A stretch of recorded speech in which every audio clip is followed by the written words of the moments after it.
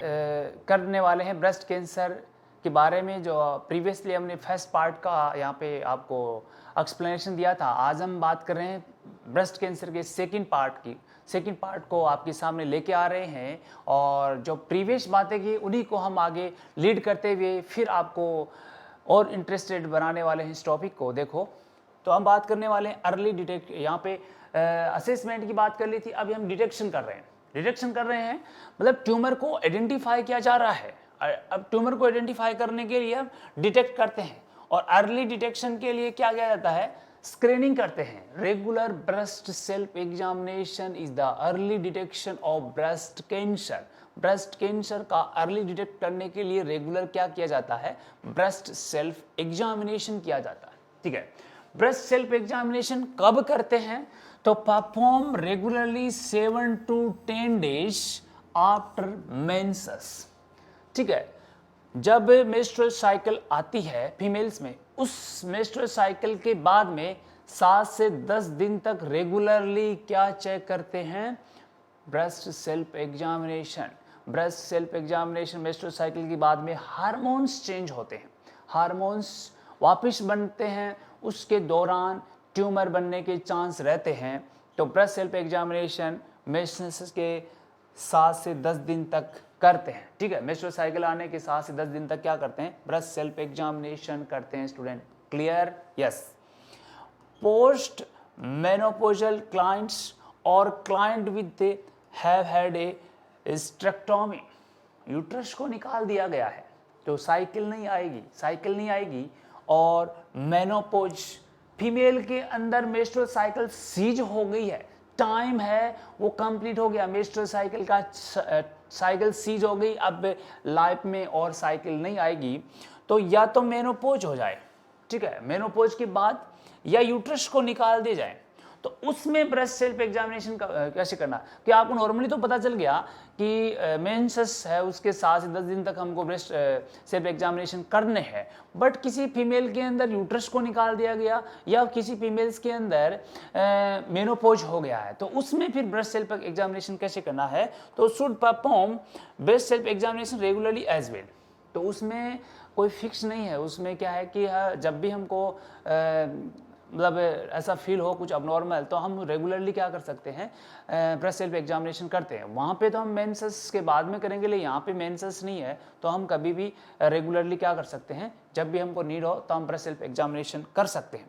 तो breast self examination and client को instruction किया जाता है ड्यूरिंग द शावर के दौरान। ये ब्रेस्ट सेल्फ एग्जामिनेशन कब करना है स्टूडेंट, शावर एंड बाथ, जब पर्सन नहा रहा है उस दौरान। When the skin is slippery with soap and water, soap and water से स्किन क्या हो जाएगी स्टूडेंट, हमने पहले ही बात की, स्लिपरी हो जाएगी, और स्लिपरी स्किन इजीली असेश हो जाती है और पर्सन्स में ब्रेस्ट ट्यूमर का पता लग जाता है। ठीक है, तो ये ब्रेस्ट सेल्फ एग्जामिनेशन हमको करना है, ये स्क्रीनिंग टेस्ट होता है। Mammography is also screening test है। ठीक है, ये स्क्रीनिंग टेस्ट है जिससे हम उसको आइडेंटिफाई कर लेते हैं, स्टूडेंट आइडेंटिफाई कर लेते हैं। ठीक है, अब आगे इससे रिलेटेड और बात करते हैं। देखो, टाइप ऑफ ब्रेस्ट कैंसर बहुत इंपॉर्टेंट है, एक क्वेश्चन आपको यहाँ से मिलेगा, type of breast cancer. Breast cancer है कितने टाइप का होता है, हमने तो ये देखा कि अपर आउटर क्वाड्रेंट में ट्यूमर हो रही है, वो फील हो रही है, वो ब्रेस्ट कैंसर है, लेकिन वो ट्यूमर भी टाइप से होती है, वेरियस टाइप से होती है। तो यहाँ पे हम बात करते हैं कि टाइप ऑफ ब्रेस्ट कैंसर। ठीक है, देखो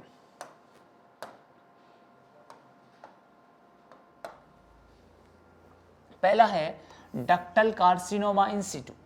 डक्टल कार्सिनोमा इन सिटू का मतलब ये हुआ कि एक अबनॉर्मल ट्यूमर बनी है लेकिन एक पर्टिकुलर एरिया पे बनी है। सिटू का मतलब एक तरह से एक चेंजेज आए हैं, नॉर्मल सेल में थोड़ा सा चेंजेज आए हैं, वो अबनॉर्मल ट्यूमर बनी है। ठीक है, also known as intraductal carcinoma, मतलब डक्ट के अंदर ही कुछ अबनॉर्मल सेल बनी है तो इंट्राडक्टल कार्सिनोमा, डक्ट से बाहर चला गया तो एक्स्ट्राडक्टल कार्सिनोमा हो जाएगा। यस, तो पहला टाइप क्या होगा, टाइप ऑफ कैंसर की बात करें तो फर्स्ट टाइप होगा ductal carcinoma in situ, is also known as intraductal carcinoma. देखो इमेज हम एक डायग्राम से देखते हैं।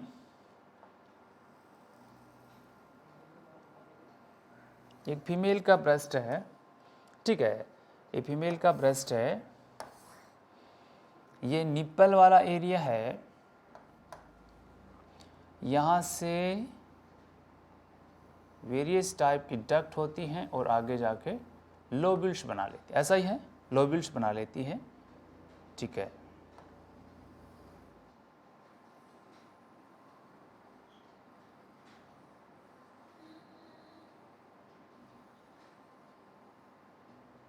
इस प्रकार से, ठीक है। तो ये पार्ट क्या है, ये पार्ट क्या है, आपके लोब्यूल्स हैं, ठीक है, ये लोब्यूल्स हैं,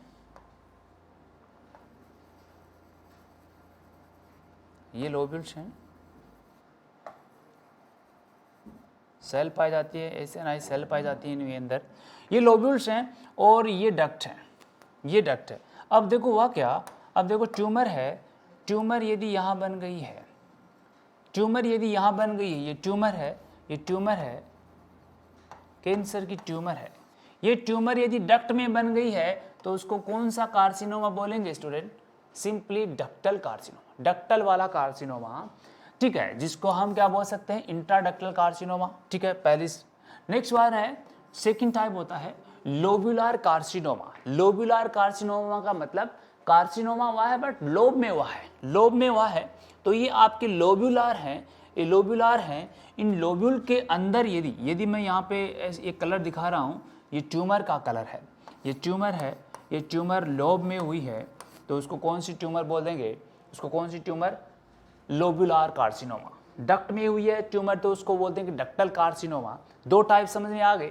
तीसरा टाइप है इन्वेजिव डक्टल कार्सिनोमा, सबसे ज़्यादा होता है यदि ये डक्ट में ट्यूमर हुई है, देखो अगले कलर से दिखा रहे हैं, यदि ये ट्यूमर में डक्ट हुई है, जैसे ये ट्यूमर हुई डक्ट में बट ये डक्ट से बाहर चली गई,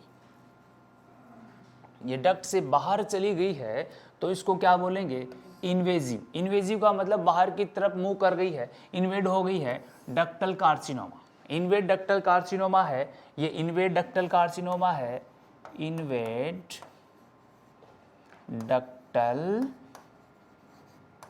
कार्सिनोमा, इन्वेड डक्टल कार्सिनोमा, ठीक है, जो ट्यूब या डक्ट से बाहर की तरफ मूव कर गए हैं, ये सबसे ज़्यादा होता है, ठीक है। सबसे ज़्यादा कौन सा कैंसर होता है टाइप के अंदर, इन्वेजिव डक्टल कार्सिनोमा 76%। यदि परसेंट की बात करें तो कितना परसेंट होता है स्टूडेंट, 76% इसका मोस्ट कॉमन होने के चांस है। तभी हमने यहाँ पे क्वेश्चन दिया आपको कि most common type of ductal carcinoma, breast cancer का मोस्ट कॉमन टाइप कौन सा होता है, ductal carcinoma, ductal carcinoma.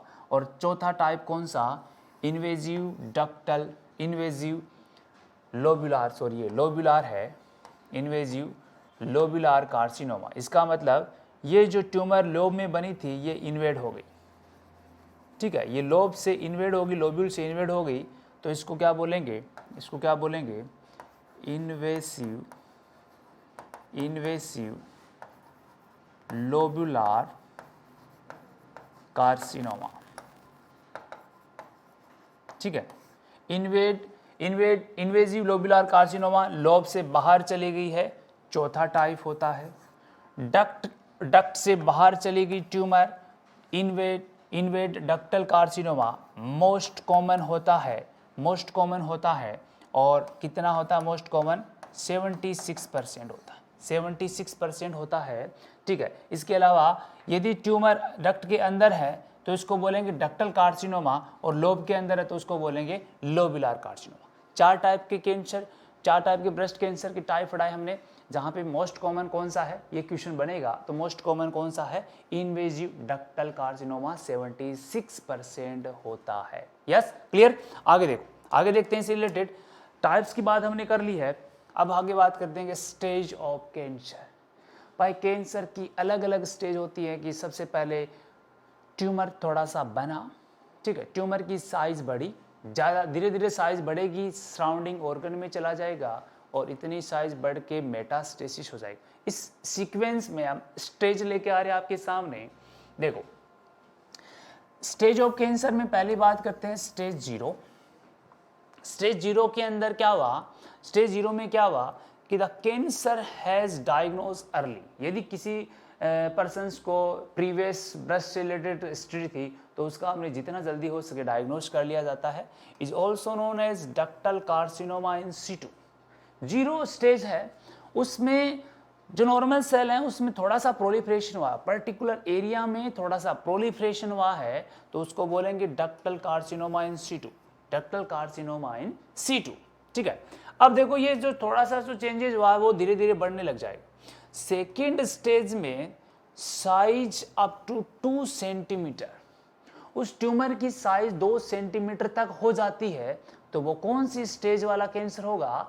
Type second stage का कैंसर। टाइप सेकंड स्टेज का कैंसर होगा, टाइप सेकंड 2 सेंटीमीटर बढ़ेगा, सॉरी टाइप फर्स्ट स्टेज होगा, और धीरे धीरे साइज कितनी चली गई है?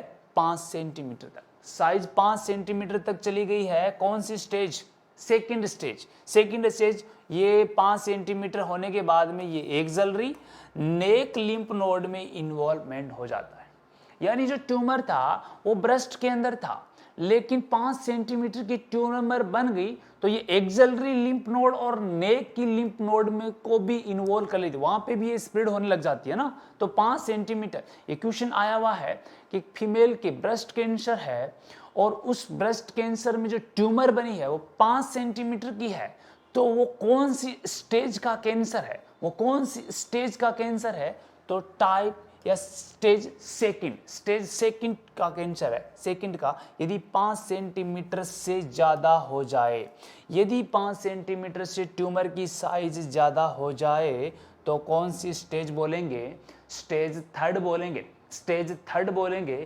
थर्ड स्टेज में 5 सेंटीमीटर से बड़ी ट्यूमर हो गई है तो वो एक्सिलरी लिम्फ नोड, इसके अलावा नेक लिम्फ नोड, नेक और चेस्ट वॉल को इन्वॉल्व कर लेती है। अब की बार थोड़ा सा और ज्यादा चला गया है कि 5 सेंटीमीटर से ज्यादा बड़ी ट्यूमर हो गई है तो वो नेक की लिम्फ नोड में जाएगी, इसके अलावा कहां पे जाएगी? एक्सिलरी लिम्फ नोड और चेस्ट की वॉल होती हैं उनके अंदर इन्वेड हो जाता है। और लास्ट में क्या बचा? चौथी स्टेज में कुछ नहीं बचा, ये मेटास्टेसिस हो जाएगा।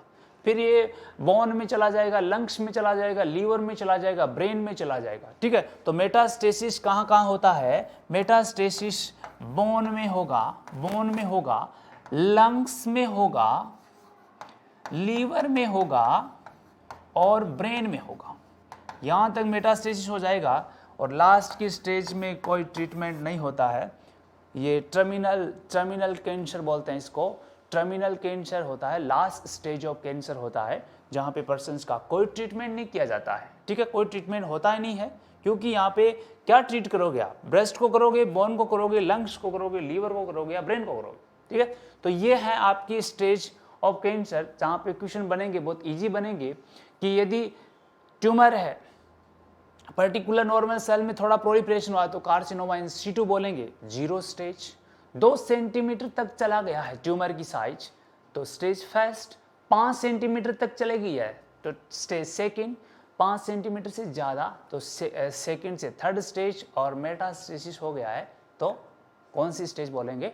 4th stage. क्लियर है? तो ये स्टेज हैं जो कई बार क्वेश्चन पूछ लेते हैं, बहुत ईजी है, यहाँ से क्लियर होगी बातें। आगे देखो, मैनेजमेंट क्या करो?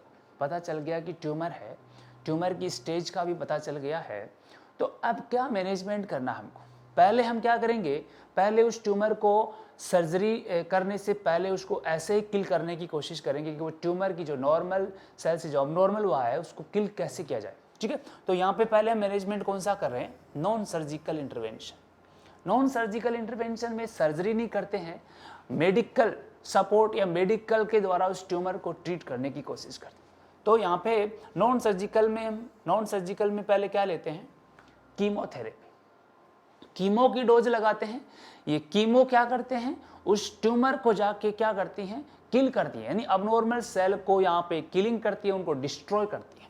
क्वेश्चन यहाँ बनता है कि ब्रेस्ट कैंसर में जो कीमोथेरेपी देते हैं उसमें मोस्ट कॉमन ड्रग्स कौन सी देते हैं, यानी कि drug of choice in breast cancer.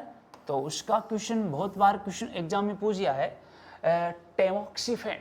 टेमोक्सिफेन citrate is a most common या drug of choice for breast cancer.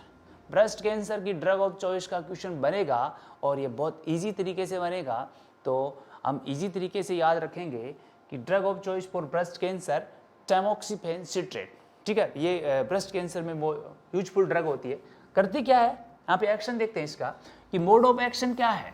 Mode of action क्या है इस ड्रग्स का कि ब्लॉक एस्ट्रोजन रिसेप्टर, ये एस्ट्रोजन के रिसेप्टर को ब्लॉक कर देती है, क्योंकि एस्ट्रोजन की अबनॉर्मलिटी होने के कारण एस्ट्रोजन प्रोलिफरेशन को बढ़ाता है।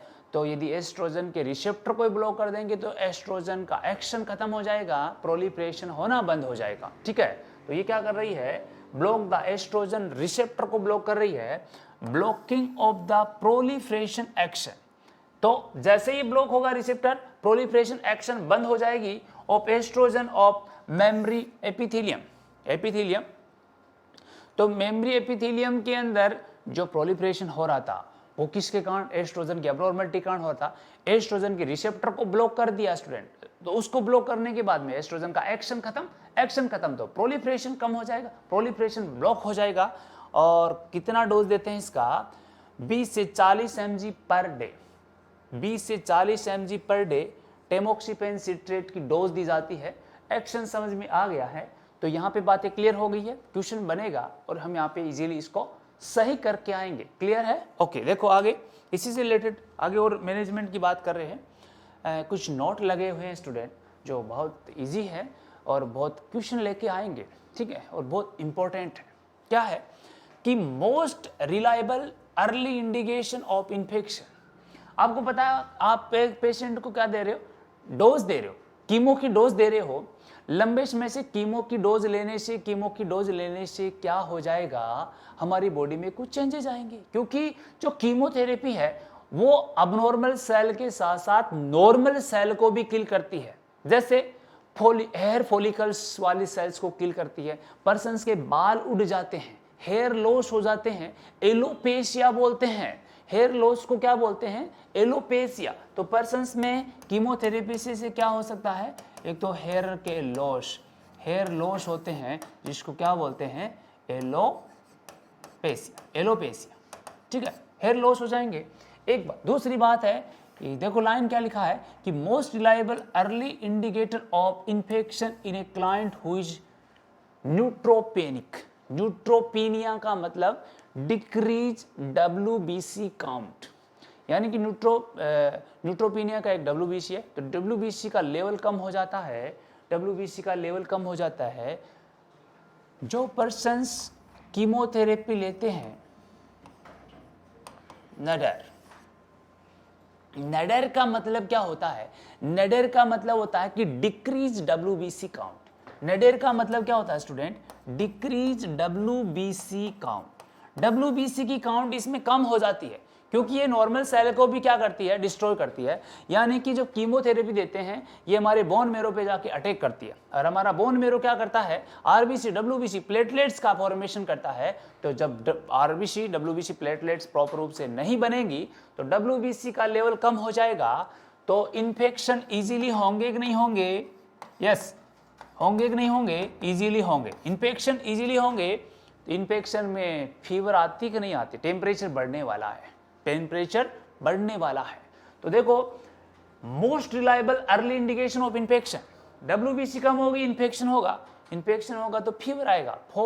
Fever is the most reliable early indicator of infection, infection in a client who is neutropenic, जिसमें WBC का काउंट होता है उसके अंदर फीवर इन्फेक्शन को इंडिकेट करवाती है, मोस्ट रिलायबल है। इसके अलावा थ्रोम्बोसाइटोपिनिया, थ्रोम्बोसाइटोपिनिया का मतलब होता है प्लेटलेट्स का लेवल कम हो जाता है, कि भाई WBC पे, RBC पे और प्लेटलेट्स तीनों का ही फॉर्मेशन अबनॉर्मल होता है, क्योंकि ये तो बोन मेरो पे अटैक करता है। कीमोथेरेपी की जो डोज होती है या जो एंटीबायोटिक्स होती है वो बोन मेरो को सप्रेस करती हैं, तो किसके चांस, प्लेटलेट्स फॉर्मेशन, प्लेटलेट का लेवल कम हो जाता है। तो इस वाले पर्सन जो कीमोथेरेपी लेते हैं, यूज एन इलेक्ट्रिकल या इलेक्ट्रिक इरेजर्स, जब हेयर रिमूव करते हैं तो उसमें इलेक्ट्रिकल इरेजर यूज करवाते हैं, नॉर्मल इरेजर यूज नहीं करवाते, क्योंकि उससे क्या होगा, थोड़ा सा भी स्किन कट हो गया तो ब्लीडिंग है वो स्टॉप नहीं होगी, क्योंकि पर्सन्स के क्या हो रहा है, thrombocytopenia. Thrombocytopenia. Use a soft bristle toothbrush. Soft toothbrush आएंगे जो इजीली फ्लेक्सिबल हो जाएंगे और वो इंजरी नहीं कर पाएंगे, ठीक है। इस प्रकार के गम्स में इंजरी करने वाले टूथब्रश हम यूज नहीं करेंगे। ये पेशेंट को हम एजुकेट करते हैं, कीमोथेरेपी वाले को। Avoid frequent flossing for oral care. Oral care में हम प्रेशर वाली या एक तरह से ब्लोइंग वाली केयर नहीं करेंगे, उससे भी इंजरी होने के चांस होते हैं स्टूडेंट। इसके अलावा रिपोर्ट ब्लीडिंग, ये रिपोर्ट करना है। यदि पेशेंट को कीमोथेरेपी चल रहा है, उसके नोज के अंदर, उसके माउथ में या फिर बॉडी के कोई भी एरिया जिसमें पैचेज का फॉर्मेशन, नोज में ब्लीडिंग होना, स्टूल के साथ ब्लीडिंग आना, ये सारे हो तो हेल्थ केयर प्रोवाइडर को क्या करना है, बोला जाए। हेल्थ केयर प्रोवाइडर को ये रिपोर्ट करवाना है कि मेरे ब्लीडिंग की ऐसी ऐसी कंडीशन आ रही है, तो उससे पता चल जाएगा कि पर्सन किससे सफर है, थ्रोम्बोसाइटोपिनिया से सफर है। तो ये कीमोथेरेपी के साइड इफेक्ट होते हैं, ठीक है। क्लियर है स्टूडेंट? तो यहाँ से क्वेश्चन बने तो हम इजीली बता देंगे। आगे इसी से आगे बात करते, देखो रेडिएशन थेरेपी, कीमोथेरेपी दे दिया, फिर हम रेडिएशन थेरेपी देते हैं। रेडिएशन थेरेपी में रेडियम यूज करवाते हैं। एक होता है रेडियम 126 और एक होता है सीजियम 137। जब ब्रेस्ट कैंसर होता है तो हाई रेंज की गामा रे यूज करवाई जाती हैं ट्यूमर को किल करने के लिए। देखो इसके क्या होता है कि साइड इफेक्ट कम होते हैं, वैसे ज़्यादा देखे तो। कीमो तो क्या करती है, पूरी बॉडी पे एक्शन लेके आती है, लेकिन रेडिएशन है वो एक पर्टिकुलर एरिया को डैमेज करती है। तो रेडियम 126 और सीजियम 137 ये रेडियोथेरेपी के कंपोनेंट्स हैं। लेकिन यहाँ से क्वेश्चन बनेगा कि जिस पर्सन्स के रेडिएशन थेरेपी देते हैं उसका मोस्ट कॉमन साइड इफेक्ट क्या होता है। देखो रेडिएशन देने से वो क्या करेगी, गामा रे है हमारी बॉडी की जो एटीपी है या हमारी बॉडी की जो एनर्जी है उसको वेस्ट कर देंगे, हमारी बॉडी की एनर्जी को ख़त्म कर देंगी। और जैसे ही रेडिएशन थेरेपी के बाद में पर्सन उसको रिमूव किया जाएगा रेडिएशन से, तो वो वीक फील करेगा, फटीग फील करेगा। तो ये क्वेश्चन बना हुआ है कि most common side effect of radiation क्या होगा स्टूडेंट, फटीग। क्या होगा स्टूडेंट, फटीग होता है, ठीक है। इसके अलावा care of a patient during seal radiation, एक तो होता है अनसील। अनसील के अंदर तो क्या होता है कि वो पर्सन्स को इमिट करवाते हैं, यानी पर्सन्स को इमिट करवाया जाता है। और सील्ड का मतलब होता है कि पर्टिकुलर एरिया में उसको सील्ड करके धीरे धीरे एक्सपोज करवाते हैं। तो सील्ड वाला रेडिएशन होते हैं, उसके पेशेंट के कुछ केयर है, ध्यान देना कि उस एरिया पे जहाँ पे आप रेडिएशन दे रहे हो उसको हमेशा पाउडर यूज नहीं करेंगे, लोशन ऑइंटमेंट यूज नहीं करेंगे, क्रीम यूज नहीं करेंगे, क्योंकि ये रेडिएशन को अल्टरनेट करता है स्टूडेंट। आप जिस साइड पे रेडिएशन थेरेपी दे रहे हो वहाँ पे कभी भी पाउडर, लोशन, क्रीम, ऑइंटमेंट नहीं लगाना है, नहीं तो रेडिएशन का असर अल्टर्ड, अबनॉर्मल देखने को मिलेगा, प्रॉपर रूप से एक्सपोज नहीं हो पाएंगी, वो अल्टर्ड करेंगी। प्रेग्नेंट लेडी और 16 साल से छोटे बच्चों को पेशेंट के पास नहीं जाने देना है, ज़्यादा डैमेज होने के चांस रहते हैं। यदि कोई पर्सन रेडिएशन या फिर जिस पर्सन के रेडिएशन दे रहा है उसको उसके पास आधे घंटे से ज़्यादा नहीं रुकना है।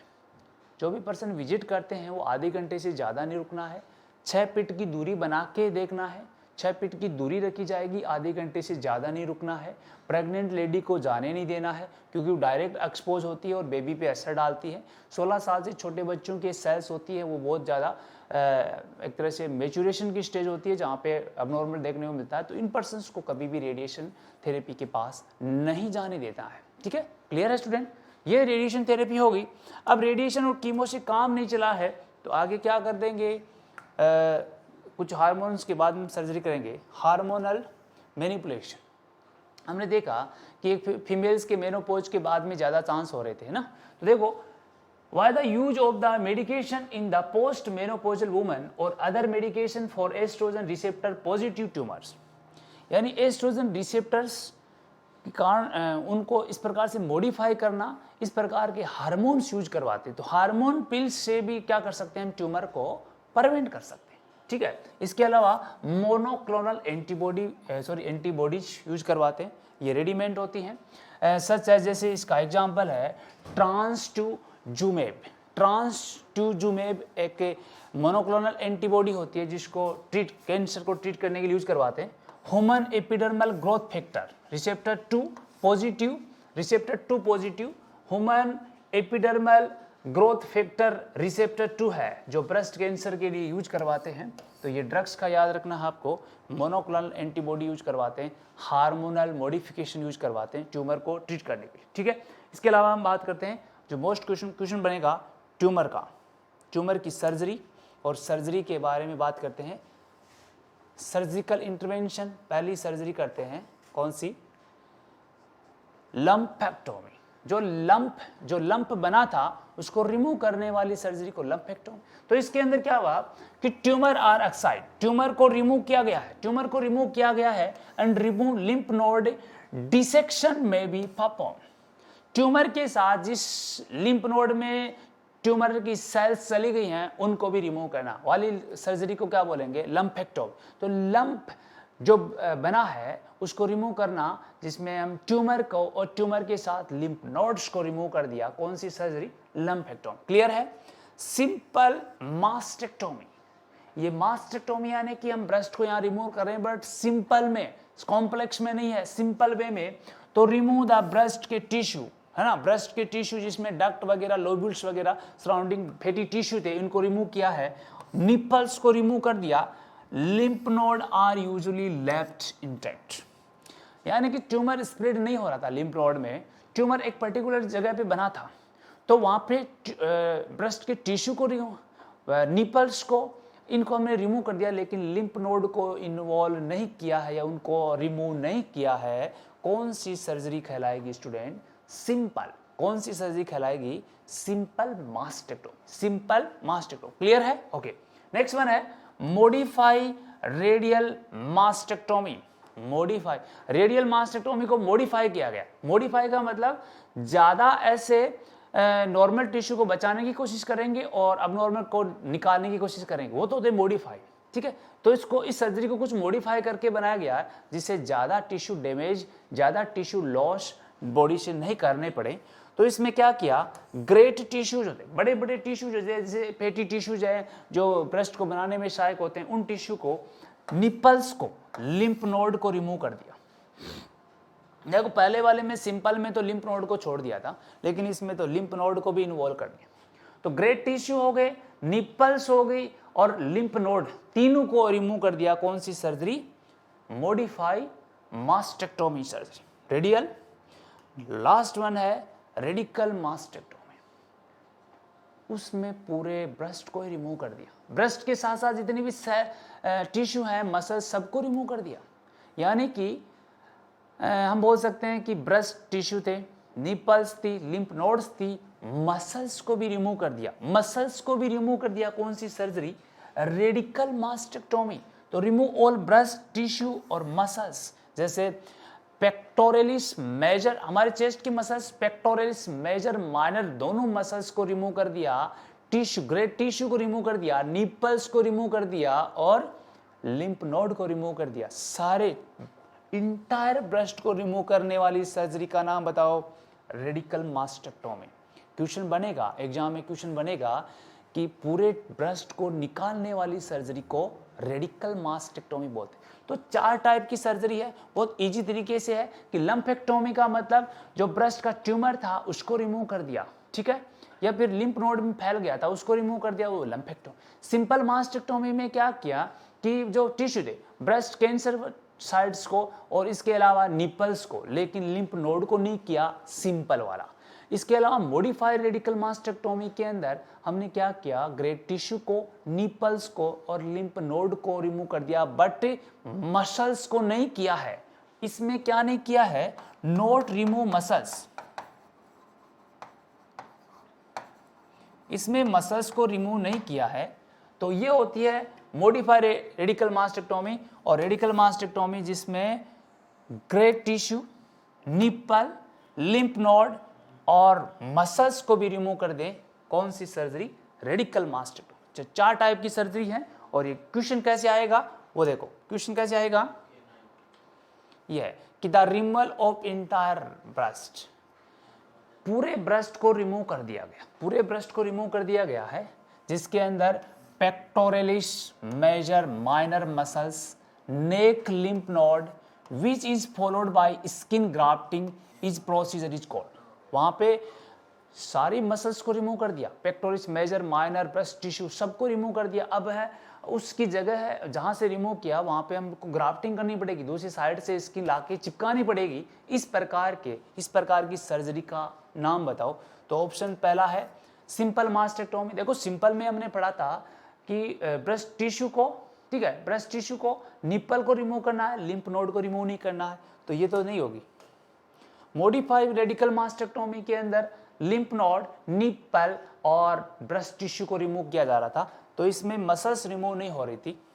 रेडिएशन थेरेपी में तो हम रेडिएशन देते हैं, सर्जरी नहीं करते हैं, और बच गया ऑप्शन कौन सा, रेडिकल मास्टेक्टोमी, जिसमें पूरे ब्रेस्ट को, पूरी मसल्स को रिमूव किया जाता है स्टूडेंट, जिसको क्या बोलते हैं, रेडिकल मास्टेक्टोमी। क्लियर है स्टूडेंट, बहुत इजी तरीके से। अब देखो इसमें पर्सन की सर्जरी कर दी, पोस्ट ऑपरेटिव केयर क्या करेगा, पोस्ट ऑपरेटिव इंटरवेंशन बहुत इजी है कि एक पर्सन के ब्रेस्ट को निकाल दिया गया, यहाँ से ब्रेस्ट को निकालने के बाद में उसके वाइटल साइंस चेक करने हैं, क्योंकि ब्रेस्ट निकालने के बाद में ब्लीडिंग के चांस रह सकते हैं जिस साइड पे आपने सर्जरी की है, तो वाइटल साइंस चेक करने हैं, बीपी वगैरह चेक करनी है। पोजीशन कौन सी दोगे, ये क्वेश्चन बनता है कि सर्जरी के बाद में, ब्रेस्ट की सर्जरी के बाद में पर्सन को पोजीशन कौन सी देंगे, सेमी फाउलर पोजीशन, ठीक है, सेमी फाउलर पोजीशन दी जाती है। ये सेमी फाउलर पोजीशन क्यों देते हैं, ताकि पर्सन्स के ड्रेनेज है वो इजीली हो जाए। तो turn from the back to the unaffected side, जैसे इस ब्रेस्ट से को रिमूव किया तो इस अनअफेक्टेड साइड वाले पर्सन्स को सेमी फाउलर पोजीशन देंगे हम, ठीक है। और elevated affected arm above the level of heart, यानी कि ये ब्रेस्ट हमने निकाला है तो इस अनअफेक्टेड साइड की तरफ हम सेमी फाउलर पोजीशन देंगे, और इस साइड का जो ब्रेस्ट निकाला है उस हाथ को हम अपने हार्ट के लेवल से ऊपर रखेंगे। हार्ट्स के लेवल से ऊपर रखेंगे तो क्या होगा, लिम्फ के अंदर एडिमा नहीं होगा, और क्या नहीं होगा, ड्रेनेज इजीली हो जाएगा। मतलब पर्सन के एडिमा और ड्रेनेज दोनों को मेंटेन करने के लिए दी जाती है। तो प्रमोट ड्रेन और परवेंट लिम्फ एडिमा, ये दोनों परवेंट हो जाती हैं। तो हमेशा ध्यान रखना कि सर्जरी के बाद में अफेक्टेड आर्म को नीचे नहीं रखना है, हार्ट से ऊपर रखना है, हमेशा याद रखना। और semi Fowler position unaffected side देनी है। क्लियर है, क्लियर है। एनकरेज कफिंग और डीप ब्रीथिंग, पर्सन्स को कफिंग और डीप ब्रीथिंग एक्सरसाइज करवाते हैं ताकि पर्सन्स के क्या नहीं हो, फ्लूइड एस्टेसिस नहीं हो, क्योंकि आपके चेस्ट की मसल्स तो यहाँ पे रिमूव कर दी है, तो चेस्ट की मसल्स की एक्सरसाइज करवाई जाती है ताकि सांस लेने में दिक्कत नहीं हो। क्लियर है स्टूडेंट, क्लियर है।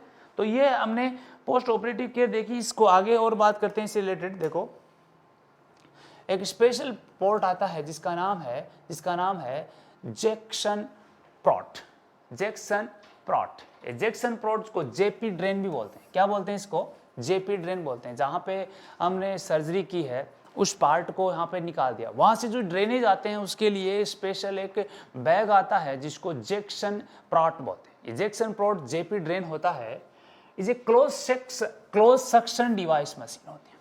क्लोज सक्शन मेडिकल डिवाइस होती है, ये सक्शन करती रहती है, यानी वहाँ से सिक्रेशन को निकालने वाली मशीन होती है जो हम पर्टिकुलर साइड पे यूज करवाते हैं। क्वेश्चन आया हुआ है कि ब्रेस्ट कैंसर को निकालने के बाद में कौन सा ड्रेनेज सिस्टम यूज करवाते हैं, तो यह जैक्सन प्रोट सिस्टम, ठीक है। इसके अंदर क्लोज डिवाइस होती है, सक्शन डिवाइस होती है, that is commonly use as a post operative drain for collecting bodily fluid from surgical sides. जहाँ से ट्यूमर निकाली है, सर्जरी की है, उस साइड से सिक्रेशन को, फ्लूइड को ड्रेन कराने के लिए स्पेशल प्रोट होती है, जैक्सन प्रोट डिवाइस। क्लियर है। This the device connect to the internal drain, यानी जो अंदर का ड्रेन है उससे कनेक्ट करवाते हैं और वो फिर ट्यूब से होता हुआ आएगा। Connect to a grenade shape bulb via plastic tubing. एक बल्ब होता है जो स्टॉपेज का काम होता है, बल्ब नुमा स्ट्रक्चर होता है जिसको क्या बोलते हैं, ग्रेनेड शेप का, जैसे बम नुमा नहीं होता वैसे शेप का होता है। प्लास्टिक ट्यूबिंग के साथ, assess operative side for infection, ठीक है। लगाने के बाद में वहाँ पे हम ट्यूब को लगा दिया ड्रेनेज के लिए, उस साइड को चेक करेंगे कि वहाँ पे इन्फेक्शन तो नहीं हुआ रहा ना ट्यूब लगाने के बाद में, स्वेलिंग तो नहीं है ना। इसके अलावा presence of fluid collection under the skin flap on और इन द आर्म, ठीक है। जहाँ फ्लेप किया था उसको रिमूव किया था वहाँ पे कोई फ्लूइड वगैरह है वो कलेक्ट तो नहीं हो रहा है। ये सारी चीज़ें चेक करते हैं, इन्फेक्शन को चेक करते हैं। ये बहुत ईजी तरीके से हमने यहाँ पे एक्सप्लेन किया। आगे देखो इसको, आगे देखो, monitor incision side for restriction of dressing, ठीक है, restriction of dressing, impaired sensation और colour change of the skin. यानी जहाँ पे ड्रेन है वहाँ पे यदि इन्फेक्शन हुआ तो कलर चेंज हो जाएगा, कलर चेंज हो जाएगा। सेंसेशन कई बार क्या होते हैं, रिमूव प्रेशर के कारण या कंपार्टमेंट सिंड्रोम अराइज होता है तो सेंसेशन नहीं देखने को मिलते हैं, वो चेक करते हैं। नेक्स्ट वन है मेंटेन फ्लूइड और इलेक्ट्रोलाइट बैलेंस। क्योंकि ड्रेन कर रहे हैं तो फ्लूइड बाहर निकाल रहे हैं, फ्लूइड बाहर निकाल रहे हैं, बॉडी के अंदर इलेक्ट्रोलाइट इम्बैलेंस हो सकता है तो उसको भी बार बार चेक करने दे रहे हैं नर्स को। Admission diuretics and provide a low salt diet prescribe for several lymph. Sodium diet नहीं देना है। सोडियम क्या करती है, वाटर का रीअब्जॉर्प्शन करती है और एडिमा करती है, तो लो साल्ट डाइट देते हैं, डायूरेटिक्स से फ्लूइड को हम बाहर निकाल देते हैं। तो हमेशा ध्यान रखना इलेक्ट्रोलाइट इम्बैलेंस हो सकता है, उसको मेंटेन किया जाना है, उसको मेंटेन किया जाना है। अब यहाँ पे एक ड्रेनेज सिस्टम कौन सा था, वो जैक्सन प्रोट, उसकी इमेज दिखाते हैं आपको। देखो इस सिस्टम से हम इसको ड्रेन करवाते हैं। ये सिस्टम है, डिवाइस है, सॉरी डिवाइस है, इसको जैक्सन प्रोट डिवाइस बोलते हैं। ये देखो एक ग्रेनेड टाइप का है, ग्रेनेड टाइप का होता है, इसमें नंबर लिखे जाते हैं जैसे 25, 50, 75, 100, ठीक है। ये फिलअप होता है, फ्लूइड से भर जाता है। अब यहाँ पे एक स्टॉपर होता है, ये स्टॉपर है और ये ट्यूब है, ये ट्यूब है जो सर्जिकल साइड है वहाँ से जुड़ी रहती है। इस ट्यूब से सिक्रेशन आते जाते हैं और किस में फिलअप हो जाते हैं, किस में, इस बल्ब में फिलअप हो जाते हैं, इस बल्ब में भर जाते हैं और बल्ब में ये ड्रेनेज आते जाते हैं, बल्ब को फिर खाली कर दिया जाता है। तो ये जो बल्ब होता है इसको कौन सा बल्ब बोलते हैं स्टूडेंट, जैक्सन प्रोट डिवाइस, ठीक है। जैक्सन प्रोट डिवाइस होती है जिसको ब्रेस्ट कैंसर में सर्जरी के बाद में ड्रेन करने के लिए यूज करवाई जाती है, ड्रेन करने के लिए यूज करवाई जाती है। तो बहुत इजी तरीके से ये डिवाइस भी एग्जाम में यदि आपको CHO में तो नहीं मिलेगा बट नाम पूछा जा सकता है कि पोस्ट ऑपरेटिव ब्रेस्ट कैंसर की सर्जरी के पोस्ट ऑपरेटिव केयर के अंदर जो डिवाइस यूज करते हैं ड्रेनेज के लिए, उस डिवाइस का नाम क्या है, तो उस डिवाइस का नाम है जैक्सन प्रोट डिवाइस। क्लियर है स्टूडेंट? बहुत इजी तरीके से हमने आज एक कंडीशन पढ़ी है जिसका नाम था ब्रेस्ट कैंसर, जिसको हमने बेसिक लेवल से लेकर एक हाई लेवल तक लेके गए हैं।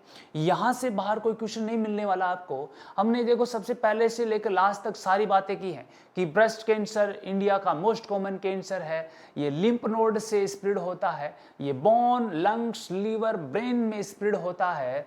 इसके अंदर मास कहाँ फील होता है उस साइड की बात की, ब्रेस्ट सेल्फ एग्जामिनेशन का टाइम की बात की, कब करना है, सर्जरी की बात की, कीमोथेरेपी, रेडिएशन की बात, सारी बातों को इजी तरीके से आपके सामने बहुत इजी तरीके से हमने आपको सामने पेशकश किया है स्टूडेंट।